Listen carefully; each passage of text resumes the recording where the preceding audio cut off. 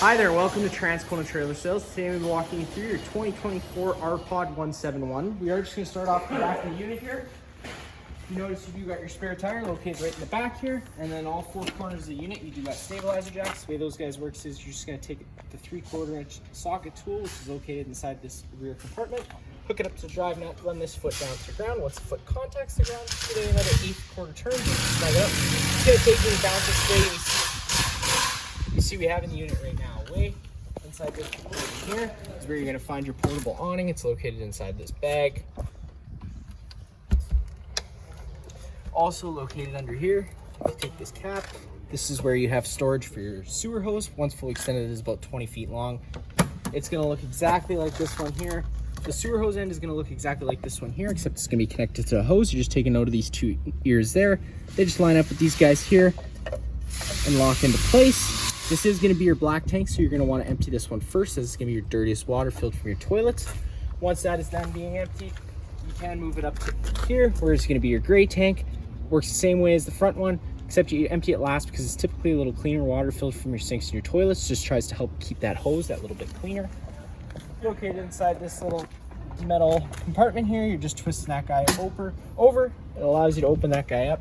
Whenever you first get to your campsite, you're just going to want to give that pressure relief valve a pull. That shot of water should come out of there, letting you know that the tank's full and ready to fire up. I'm going to go over a reset procedure inside. The button I'm going to refer to is right here. Then you just have an 1 1/8 drain bolt right here in the corner, or down at the bottom. A little further ahead, back over here, you do have 2 low point drains. That just drains all the water inside the lines. Helps for if you don't want the water going stale or stagnant inside the unit, or if you're working on a faucet or whatever. And then you have your fresh tank drain, which is right here. You just take this cap off, and that's going to drain all the water inside the fresh tank. You have a city water connection, which is located right up from that. Thread a garden hose in there, turn it on if you're at a site with service. It's going to pressurize all those lines without the needing to run your water pump. If you're not at a site with service, you can put a garden hose in here, turn it on. So that's going to fill that fresh tank. Once the fresh tank is full, it's going to squirt out of here. Just make sure you're watching it because you can overfill them and it could cause it to burst. You prep for a solar plug-in, and then you got your furnace exhaust. Whenever that guy's running, it's going to be blowing out hot air. Located in this front box here is going to be your battery, and then underneath this cap you got 1 20-pound propane tank. This cover does just lift right off once you release this weight nut, so it gives you access to change that up.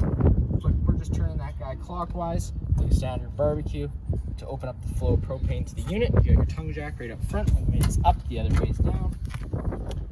And then you do have a propane quick connect. The way that works is if you get the hose, hook it up to your barbecue, hook it up to this end, pull back, insert, locks into place, open up the flow of propane, and that's how that works. And then last, you got your black tank flush. So the way that works is, let's say you're noticing false monitor panel readings or just an odor around the unit, you could thread a garden hose in here. Very important you have your sewer hooked up and your black tank open, because if you don't do so, you do run the risk of bursting your tank. Turn the water hose on. That's just going to flush out that tank, keeping things that little bit cleaner. And then last, inside this compartment here is where that sewer hose is located. It's also with your starter kit, which is going to contain a lot of other goodies too, as well as a 15-amp park adapter.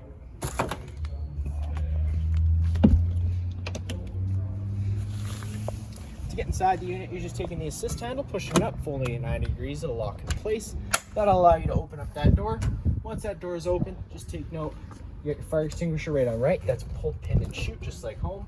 Pull your stair out just by picking it up and dropping it down. And then once you get inside, you got your dinette area. This does fold down into a bed. All you're having to do is just remove these 2 bottom legs. The tabletop will sit on these black inserts you see we have here. And then you can take your back cushions, fill in the center, and you can have yourself another bed. Whenever your furnace is on, it's going to be blowing all its hot air out of here. So if you'd like to move the air around the unit a little bit better, you could get a little fan to put underneath here, but that's totally up to you. And then just off that sticker there, if you lift this cushion up, you're going to have 4 screws on either corner of this board, and that's going to give you access to your water pump for winterization. You got your sink with hot and cold water. Stove works pretty simple. You just take that knob, put it over to high/light, hit it with a lighter, and it would fire right on up. storage space all above. Whenever you're handling this, just being careful because it is glass. You got your microwave, which is just like home. Not much I'm going to show you there. Opening up this door here, you get your 2-in-1 bathroom here. There is a light switch. It's just on its own center push button. Should be. Might be on the other side of the door. And the light switch is on the other side of the door. And that'll allow you to turn that guy on. You do have a little fan in here as well. You can open that guy up. If you do notice, you are open straight into the atmosphere, so if it were to start raining, it'll leak inside here. Or you could purchase a Max Air cover from our lovely parts department. You can contact them for a quote for that. It's a great investment. You got your toilet, your shower, as well as your little sink. It acts as both. We'll close that door up. On this wall, you do have a TV backer. Sorry, it's down here. You got a TV backer. You can plug a 12-volt TV into here, and then you do have coax plug-in. Turning that button on does also improve radio frequency and cell phone frequency. It just turns the antenna on the roof. You got your air conditioner right up top here. You can adjust these louvers to how you want the air to blow out. To turn that on, you do got your thermostat on the wall here. Pushing that once just illuminates it.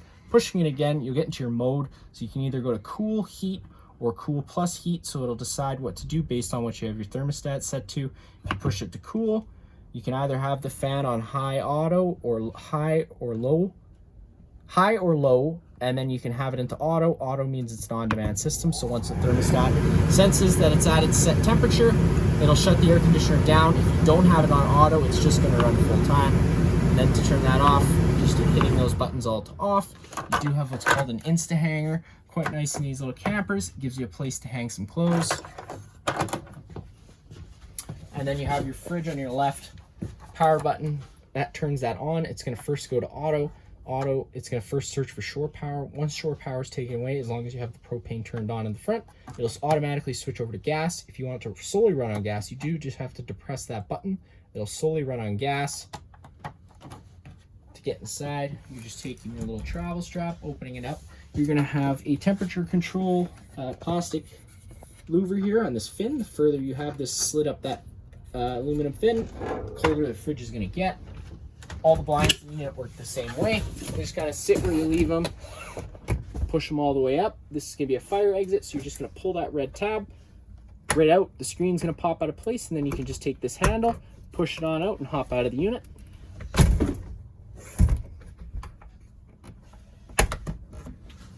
You got your LP detector right here on the ground. If that guy ever starts going off, just turn off the main supply propane at the front of the unit and open up some windows to ventilate it out. And then you have your main fuse and breaker panel located right here. If you ever have a breaker trip, it's going to sit in the middle, so you do just have to turn it off and then back on again to reset it. Whenever you have a fuse blow, there'll be a little red indicator light letting you know which one's blown.